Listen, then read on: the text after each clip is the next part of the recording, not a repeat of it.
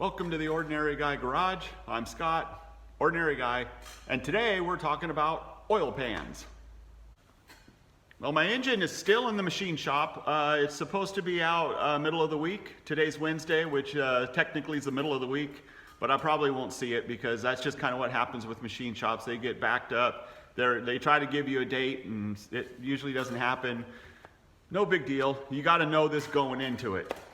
These are the things you don't stress over. So in the meantime, I got parts coming in. I'm trying to clean things. I'm detailing things. There's little tiny things I got to deal with. The little details. Mess with those right now is the time to do it. That way it goes that much smoother when I put the engine in, because there's going to be little bugs to work out and other little details that I forgot about. So take care of the major stuff now, or the major little things now, or a major amount of little things now. That was hard to say. And I'll be in better shape. So, oil pan. I decided to upgrade on my oil pan. So what I have here, and I've been running this, I actually bought this when I put the last motor together, the 388 that I just broke. I bought this. I think I paid 25 or 50 bucks or something. I can't remember. From the machine shop, brand new. It's just a cheap replacement pan.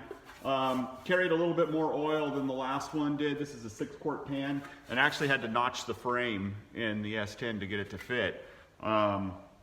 Notch the cross member. I notched it and then boxed it all in, and whatever. One of those things you have to do. This pan here is actually, what they do with these is they clearance them. Or this one here, I don't know if it's a 400 pan or if it was just a aftermarket clearance, but it's got clearancing in it in different spots for the rods, because it was a stroker, 3 3/4 stroke, so they just give it a little bit more clearance on that. The block had to be clearance too, but decent pan, nice for a street application. Just your typical tray in there to kind of help hold your oil in place and all that. Oil pump that goes, the typical factory pickup right here. You got to weld them into place. When you put the pickup in there, you can weld it right in there, just a little tack weld so it doesn't fall out on you.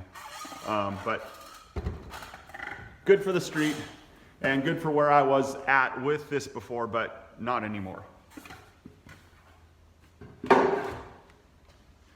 So what I ordered up was a Hamburger oil pan. Got it from Summit Racing, one of my favorite places. I like to get all my t-shirts from there too, pretty much. But Hamburger oil pan, I've always wanted one of these pans, and so now I got one. Came with its own set of gaskets, and according to the instructions, it says you need to use their gaskets, which is kind of a bummer because I really like to use the one-piece, I think it's a Felpro or something, but there's that one-piece rubber gasket. I really like those, but they said to use this one, so I'm gonna do it. Comes with instructions and stickers.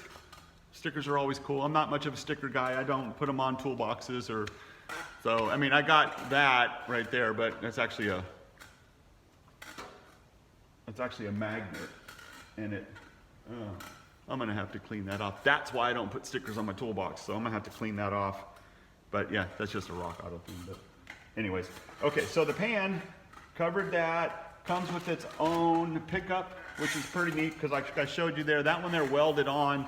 This one here bolts on, and you still stick it in, and I'll still put a little tack weld there to hold it in place, but it puts the oil, because it's a deep sump pan, it lowers down the pickup.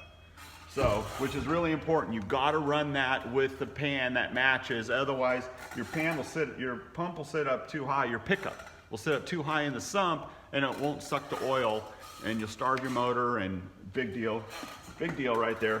So, what this has in it is a mesh windage tray right here. I guess this is part of the windage here. Somewhat of a, I don't want to say crank scraper because it's not, but it catches the oil. What happens is when the engine is spinning at RPM, it makes this fog of oil, and this is that ridge right there is gonna help catch it.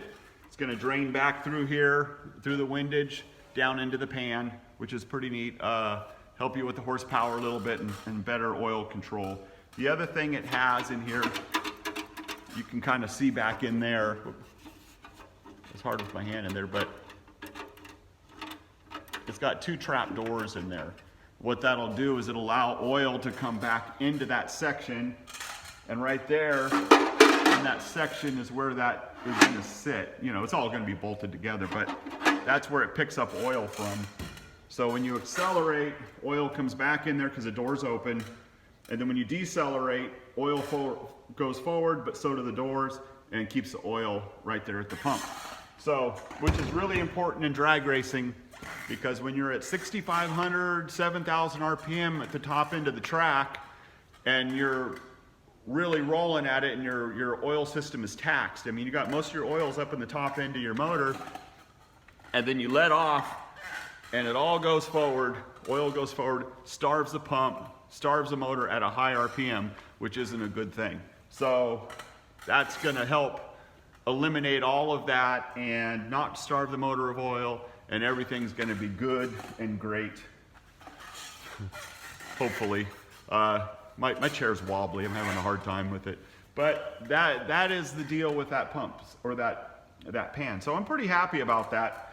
I got some other parts coming in, and I figure I'm just gonna go through the parts as they come in while I'm waiting on the engine, kind of keep things alive and rolling, and that way when I put my engine together, I don't have to go over all the details so much. I'll do it in little pieces. So anyways, thanks for listening to me go on. Oh, hey, and I just started an Instagram. It's at Ordinary Guy Garage on Instagram. Check it out. I only got a few photos on there, but I'm going to start trying to interact on that a little bit. So check it out, and I think you follow or like or whatever you do. And thanks for watching. Thanks for subscribing. If you haven't subscribed yet, please do it. I greatly appreciate it. And I think that's going to be it for right now. So in the meantime, everybody, stay safe. I will see you next time.